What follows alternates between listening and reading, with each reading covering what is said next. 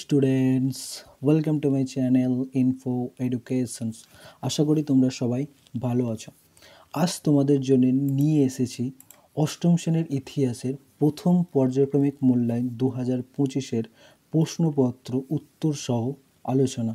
প্রশ্নপত্রটি তোমাদের জন্য খুবই গুরুত্বপূর্ণ হতে চলেছে, তাই ভিডিওটি তোমরা সম্পূর্ণ দেখতে থাকো। তোমাদের ইতিহাস পরীক্ষায় যে সিলেবাস থাকবে সেই সিলেবাস হচ্ছে প্রথম অধ্যায় ইতিহাসের ধারণা, দ্বিতীয় অধ্যায় আঞ্চলিক শক্তির উত্থান এবং তৃতীয় অধ্যায় ঔপনিবেশিক কর্তৃত্ব প্রতিষ্ঠা। এই তিনটে অধ্যায় থেকে মোট 15 মার্কসের প্রশ্ন আসবে, যেখানে তোমাদের সময় থাকবে হচ্ছে 30 মিনিট। তো চলো প্রশ্নপত্রটি দেখে নেওয়া যাক। এর দাগের সঠিক উত্তরটি বেছে নিয়ে বাক্যটি সম্পূর্ণ করো। তিনটে প্রশ্ন আছে, তিনটেই করতে হবে। প্রথম প্রশ্ন, পলাশীর যুদ্ধ সংগঠিত হয়েছিল 1756, 1757, 1759 খ্রিস্টাব্দে। সঠিক উত্তর 1757 খ্রিস্টাব্দে। দ্বিতীয় প্রশ্ন, অধীনতামূলক মিত্রতার নীতি প্রয়োগ করেন Lord Wellesley, Lord Cornwallis, Lord Dalhousie. সঠিক উত্তর লর্ড ওয়েলেসলি। 3 নম্বর প্রশ্ন, 1734 খ্রিস্টাব্দে বাংলার নদীপথগুলি জরিপ করেন অপশান ফ্র্যাঙ্কল্যান্ড, হক ক্যামেরন, জেমস রেলেন। সঠিক উত্তর জেমস রেলেন। বিয়ের দাগের এক কথায় উত্তর দাও, যেখানে তোমাদের জন্য দুটি প্রশ্ন আছে, দুটোই করতে হবে। 1 নম্বর প্রশ্ন, দেওয়ান পদে মুর্শিদ কুলি খানের নিয়োগ পাকাপাকি করে দেন কোন সম্রাট? উত্তর সম্রাট ফারুকসিয়ার। 2 নম্বর প্রশ্ন, শ্রীরামপুরে মিশনারিদের মধ্যে সবথেকে উল্লেখযোগ্য ছিলেন কে? উত্তর উইলিয়াম কেরি।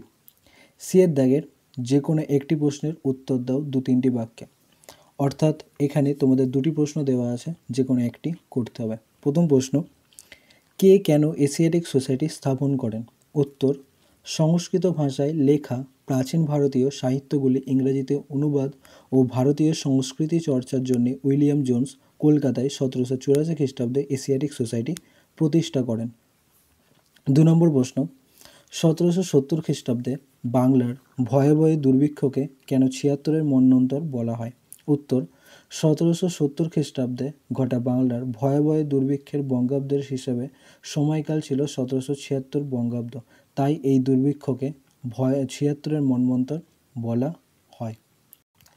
ডি এর দাগের যে কোনো একটি প্রশ্নের উত্তর দাও, অর্থাৎ এখানে তোমাদের দুটি প্রশ্ন দেওয়া আছে, যে কোনো একটি করতে হবে। প্রথম প্রশ্ন, উডের প্রতিবেদনের বিষয়বস্তু সম্পর্কে লেখো। উত্তর 1854 খ্রিস্টাব্দের জুলাই মাসে বোর্ড অফ কন্ট্রোলের সভাপতি চার্লস উড শিক্ষা সংক্রান্ত একটি প্রতিবেদন পেশ করেন, যা উডস ডেসপ্যাচ নামে পরিচিত। এই ডেসপ্যাচের মাধ্যমে ঔপনিবেশিক সরকারকে প্রাথমিক থেকে বিদ্যালয় স্তর পর্যন্ত একটি সুগঠিত শিক্ষা কাঠামো গড়ে তোলার পরামর্শ দেওয়া হয়। এই প্রতিবেদনের সুপারিশে কলকাতা, বোম্বাই ও মাদ্রাজে 3টি বিশ্ববিদ্যালয় গড়ে ওঠে। তোমরা যারা এখনও ভিডিওটিতে লাইক দিওনি, ভিডিওটি অবশ্যই লাইক করে দাও। 2 নম্বর প্রশ্ন, দ্বৈত শাসন ব্যবস্থা সম্পর্কে লেখো। উত্তর 1765 খ্রিস্টাব্দে মুঘল সম্রাট দ্বিতীয় শাহ আলমের থেকে বাংলা, বিহার এবং উড়িষ্যার দেওয়ানি লাভের পর কোম্পানির গভর্নর রবার্ট ক্লাইভ এক নতুন ধরনের শাসন ব্যবস্থা চালু করেন। আপাত দৃষ্টিতে এই ব্যবস্থায় একজন শাসক থাকলেও প্রকৃতপক্ষে 2জন শাসক তৈরি হয়। একদিকে বাংলার নবাব পেলেন রাজনৈতিক ও নিজামতের দায়িত্ব, অন্যদিকে ব্রিটিশ কোম্পানি পেল অর্থনৈতিক কর্তৃত্ব, অর্থাৎ নবাব হলেন অর্থনৈতিক ক্ষমতাহীন রাজনৈতিক দায়িত্ববান শাসক এবং কোম্পানি হলো দায়িত্বহীন অর্থনৈতিক ক্ষমতাবান শাসক। এই ব্যবস্থাটির নাম হলো দ্বৈত শাসন। তোমরা যদি ক্লাস 8-এর নোট, সাজেশন, প্রথম, দ্বিতীয় ও তৃতীয় পর্যায়ক্রমিক মূল্যায়নের প্রশ্নপত্র উত্তর সহ এছাড়া বিষয়ভিত্তিক প্রতিটা বিষয়ের মক টেস্ট পেতে হলে আমাদের ওয়েবসাইট infoeducation.com-এ ভিজিট করো। এছাড়া আমাদের বিভিন্ন social media platform WhatsApp, Facebook, Telegram, ইনস্টাগ্রামে জয়েন হতে চাইলে ডেসক্রিপশন বক্সে লিঙ্ক তোমরা পেয়ে যাবে।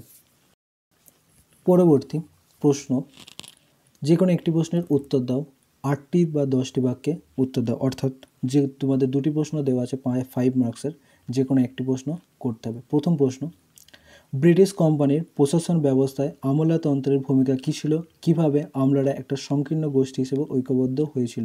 এই প্রশ্নটা খুবই গুরুত্বপূর্ণ প্রশ্ন। উত্তর: ভারতে ব্রিটিশ ইস্ট ইন্ডিয়া কোম্পানির প্রশাসনের ইস্পাত কাঠামো ছিল আমলাতন্ত্র বা সিভিল সার্ভিস ব্যবস্থা। প্রথমে প্রতিষ্ঠা। লর্ড কর্নওয়ালিসই প্রথম সিভিল সার্ভিস চালু করেন বা অসামরিক প্রশাসনে আমলাতন্ত্রকে সংগঠিত করেন। এর উদ্দেশ্য ছিল ভারতের দুর্নীতিমুক্ত ব্রিটিশ প্রশাসন গড়ে তোলা। বিশেষত্ব: ব্রিটিশ প্রবর্তিত আমলাতন্ত্রের যে বিষয়গুলি গুরুত্ব পেত তা হল: 1 নম্বর, আমলাদের নির্দিষ্ট মেয়াদের চাকরিতে নিয়োগ করা হতো। 2 নম্বর, যোগ্যতা ও দক্ষতার ভিত্তিতে আমলাদের পদোন্নতির ব্যবস্থা করা হতো। 3 নম্বর, প্রশাসনের কর্মরত আমলারা ব্যক্তিগত ব্যবসা ও ঘুষ উপঢৌকন নিতে পারত না।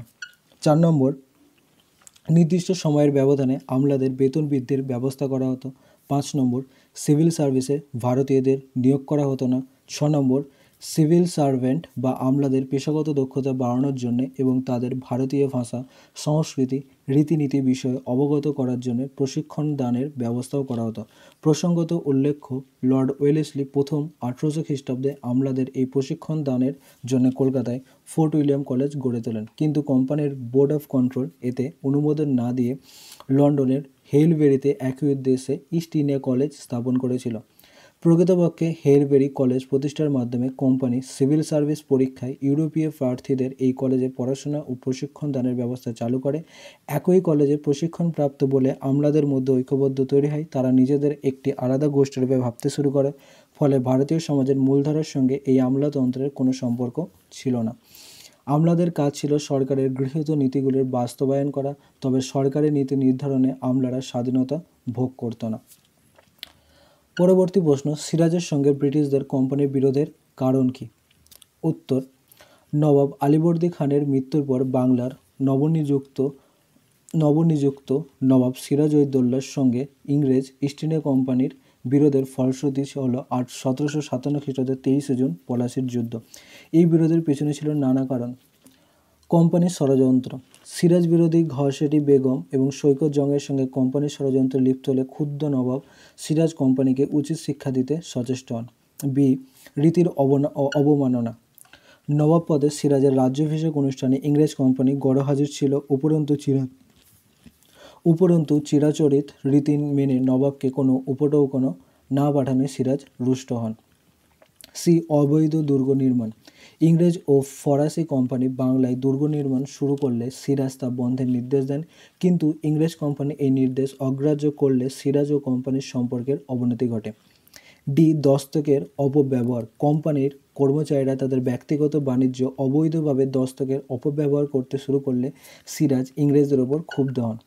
ই. কৃষ্ণদাসকে আশ্রয় দেন: নবাবী তহবিল তছরূপের অভিযোগে ঢাকার দেওয়ান রাজবল্লভকে সিরাজ মুর্শিদাবাদে তলব করেন। এর ফলে তিনি তার পুত্র কৃষ্ণদাসকে প্রচুর ধনরত্ন সহ কলকাতায় কোম্পানির কুঠিতে পাঠিয়ে দেন। নবাবের বারংবার নির্দেশ সত্ত্বেও কোম্পানি কৃষ্ণদাসকে ফেরত না পাঠানোর সিরাজ প্রচণ্ড রুষ্ট হন। এফ. আলীনগরের সন্ধিভঙ্গ: সিরাজ কলকাতা দখল করে এর নাম রাখেন আলীনগর, কিন্তু অল্প দিনের মধ্যে রবার্ট ক্লাইভ ও ওয়াটসনের নেতৃত্বে কোম্পানি কলকাতা পুনর্দখল করে নেয়। ফলস্বরূপ কোম্পানি ও সিরাজের মধ্যে আলীনগরের সন্ধি স্বাক্ষরিত হলেও শেষ পর্যন্ত ফরাসিদের আশ্রয়দানের অভিযোগে নবাবকে সন্ধির শর্তভঙ্গের জন্য দায়ী করা হয়। এই ঘটনা প্রবাহের পরিণতিতে সিরাজ বিরোধী জগৎ শেঠ, মীর জাফর প্রমুখের সঙ্গে ষড়যন্ত্র করে রবার্ট ক্লাইভ নবাব সিরাজকে সিংহাসনচ্যুত করতে সচেষ্ট হন। এরই ফল হলো পলাশির যুদ্ধ। এই ছিল তোমাদের প্রশ্নপত্র উত্তর সহ। আশা করি তোমাদের ভিডিওটি ভালো লেগেছে। ভিডিওটিতে অবশ্যই লাইক দিও, বন্ধুদের সাথে ভিডিওটি শেয়ার করো, আর চ্যানেলে নতুন হয়ে থাকলে চ্যানেলটিকে অবশ্যই সাবস্ক্রাইব করো বিভিন্ন রকম আপডেট পেতে। ধন্যবাদ।